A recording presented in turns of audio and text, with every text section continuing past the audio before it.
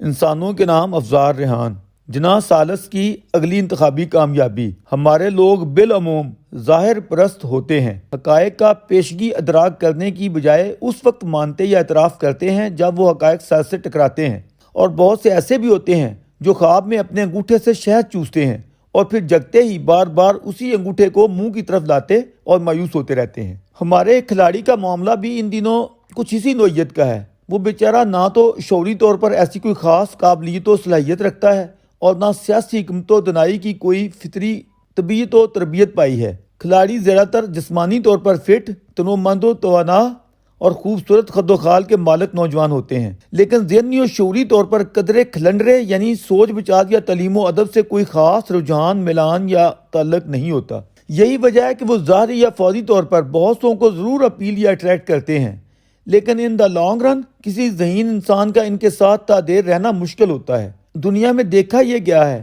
کہ دکھتی یا نظر آتی وجاہت کی بنیاد پر کئی لوگوں کی بہت شنوائی ہو جاتی ہے، اور بہت سے لوگ محض آپ کا چہرہ میرا دیکھ کر آپ پر مہربان ہو جاتے ہیں۔ کسی نے کیا خوب کہا ہے کہ آپ کا دلکش چہرہ آپ کی سب سے بڑی سفارش ہوتی ہے۔ کئی لوگ اسے انڈیکس آف مائنڈ بھی بولتے ہیں، لیکن اس کے الٹ بھی بہت سی مثالیں ہیں۔ جارج برنارڈ شاہ کے متعلق بیان کیا جاتا ہے کہ دماغی صلاحیت کے حوالے سے وہ جتنے گریٹ تھے، چہرے میرے یا ظاہری حلیت سے وہ اتنے ہی بدنما دکھتے تھے۔ کہا جاتا ہے کہ ان کے وقت کی کسی حسینہ عالم نے جو شعوری طور پر واجبی صلاحیت کی مالکہ تھی، اس نے انہیں یہ آفر کی کہ شاہ جی آپ مجھ سے شادی کر لیں، کتنا اچھا ہوگا، جو بچے پیدا ہوں گے وہ میری خوبصورتی اور آپ کا شعور لیے آئیں گے۔ تو برنارڈ شاہ جی فوراً بولے نہ بابا نہ، اگر معاملہ الٹ ہو گیا تو پھر کیا بنے گا۔ برنارڈ شاہ کے خدشات جو بھی تھے، ہمارے کھلاڑی کا معاملہ ویسا نہیں رہا ہے۔ وہ تو اپنی نوعمری میں اس حسینہ عالم سے زیادہ دلکش شخصیت کے مالک رہے ہیں، جس کو انہوں نے کیش بھی ہمیشہ اسی خوبصورتی سے کروایا ہے۔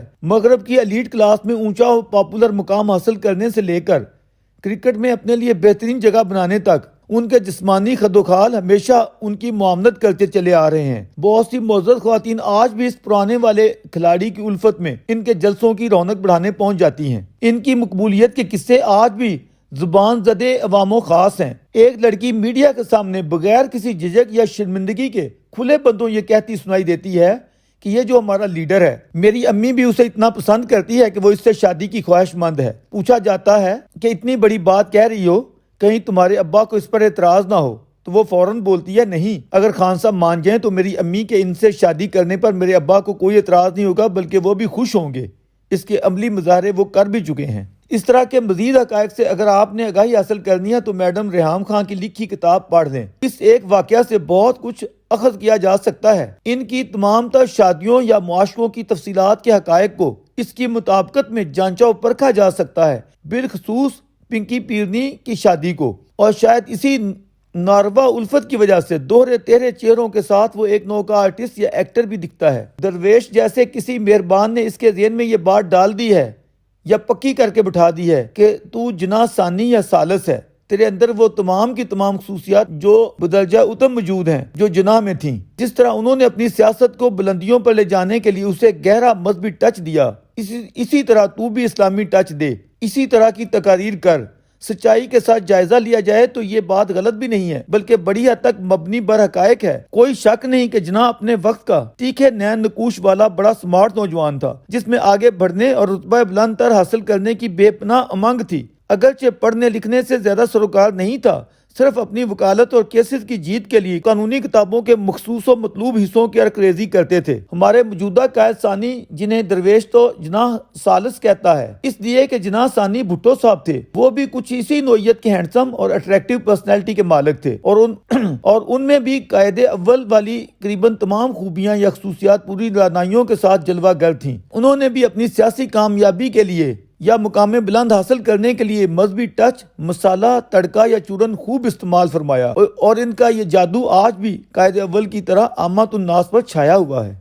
ان ہر دو قائدین کی عوامی مقبولیت سے تو اس ناہنجار کو انکار نہیں ہے۔ البتہ یہ سوال ہمیشہ دماغ میں جاگزین رہا ہے کہ بیلٹ باکس میں کامیابی تینوں قائدین کی مشکوک رہی ہے۔ وہ اس طرح کہ جیسے ہمارے موجودہ قائد یا جناح ثالث پاپولر بہت ہیں، مگر الیکٹرل یا انتخابی ووٹوں کی کامیابی انہیں تبھی نصیب ہوئی ہے جب اسٹیبلشمنٹ نے ان کی طرف دستے تعاون و محبت بڑھایا۔ اس سے پہلے تمام تر الٹی سیدھی چھلانگوں کے باوجود احمد میاں محض فاختائیں یا کوئلے ہی اڑایا کرتے تھے اور انہی کے ساتھ خوش باش تھے، مگر پاور کا بھی ایک مزہ یا الگ سے سواد ہوتا ہے جو دماغ میں سوار ہو گیا تو پھر کیا ہے کہ جیسے کوئی عاشق خوبصورت حسینہ کے پیچھے پاگل ہو جاتا ہے، اسی طرح یہ ہیرو صاحب بھی اقتدار کی لکشمی دیوی کے پیچھے پڑ گئے۔ اپنی تقاریر میں اکثر وہ یہ بتایا اور سنایا کرتے ہیں کہ مجھے اللہ نے موج مستی کا سامان دے رکھا تھا، مجھے کسی چیز کی کمی نہ تھی، میں چاہتا تو انگلینڈ میں رہ کر مزے کی زندگی گزار سکتا تھا کیونکہ اللہ مجھے سب کچھ دے چکا، یا ان کے اپنے الفاظ میں دے بیٹھا تھا، لیکن میں نے سوچا کہ میں سیاست میں جاؤں اور اسے بھی ٹھیک کروں۔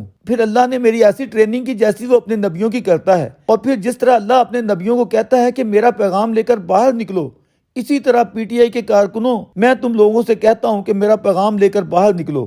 وہ اپنے رول ماڈل یعنی جناح صاحب کا تذکرہ کرتے ہوئے یہ کہتے سنائی دیتا ہے کہ وہ بہت عمر تک اس میدان میں جان مارتے رہے مگر انہیں اس میدان سیاست میں کامیابی نہیں ملی، مگر انہوں نے جدوجہد نہیں چھوڑی۔ وہ سیکولر سیاست کرتے تھے، پھر انہوں نے اسلامی سیاست شروع کی یعنی مذہبی ٹچ دیا تو اللہ نے انہیں کامیابی عطا کر دی۔ انہوں نے اپنی ناکامی کو کبھی تسلیم نہیں کیا اور نہ ہی کبھی بد دل ہوئے۔ میں بھی آخری گیند تک کھیلنے پر ایمان رکھتا ہوں اور کسی بھی حالت میں ناکامی کو تسلیم نہیں کرتا، اور یہ حقیقت بھی ہے کہ 37 کے انتخابات وہ محض 5% ووٹوں کے ساتھ بری طرح ہار گئے تھے، اور 46 سے پہلے انہیں کبھی کوئی قابل ذکر انتخابی کامیابی نہیں ملی تھی جب تک کہ وہ اسٹیبلشمنٹ کے ساتھ پوری طرح ایڈجسٹ نہیں ہو گئے۔ کچھ ایسا ہی معاملہ بھٹو صاحب کا بھی تھا، وہ برسوں اسٹیبلشمنٹ کی چاپلوسی پر مجبور رہے، حتیٰ کہ جنرل ایوب کو لٹرلی ڈیڈی کہا کرتے تھے، اور بغیر کسی الیکشن یا انتخابی کامیابی کے میجر جنرل سکندر مرزا کی وزارت تک پہنچ گئے۔ اس میں ان کی ایرانی نسل بیگم کا کتنا رول تھا یہ الگ بحث ہے، اور پھر جب ایوب نے اسی سکندر مرزا کی تذلیل کر کے اسے نکال باہر کیا تو جناح ثانی صاحب کو ایوب کے ساتھ فٹ ہونے میں ذرا سی دیر نہ لگی، یوں وزارت خارجہ ان کے قدموں میں تھی۔ 70 کے انتخابات 70 کے واحد انتخابات تھے جن میں ان کی مقبولیت بلندیوں پر تھی اور اسے بیلٹ کے ذریعے پرکھا جانا تھا، مگر کون کہتا ہے کہ انہوں نے یہ انتخابات جیتے تھے؟ کوئی ہے جو اس پر استدلال کر سکے؟ شیخ مجیب الرحمان کی عوامی لیگ نے متحدہ پاکستان کے ان پہلے منصفانہ انتخابات میں 162 300 کے عوام میں 162 سیٹیں لیں، جبکہ جناح ثانی کی محض 81 سیٹیں تھیں۔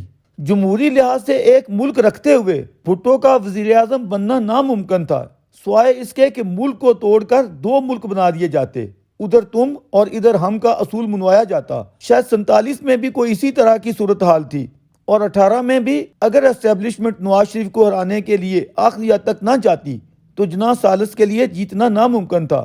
اب تو اس کے بہت سارے شواہد سامنے آ چکے ہیں، اور درویش یہ لکھے دیتا ہے کہ مستقبل میں بھی یہ شخص اپنے بل بوتے پر جمہوری کامیابی سے وزیر اعظم نہیں بن سکے گا، سوائے اس کے کہ کوئی بیرونی سہارا اسے میسر آ جائے، جو فی الوقت ناممکن دکھتا ہے۔ اقتدار کی دیوی اسے چھوڑ کر کہیں اور جا چکی ہے، اس لیے اب اقتدار کی نہیں گرفتاری اور نہلی کی توقع کی جانی چاہیے۔ اس کی تفصیل آئندہ پہ۔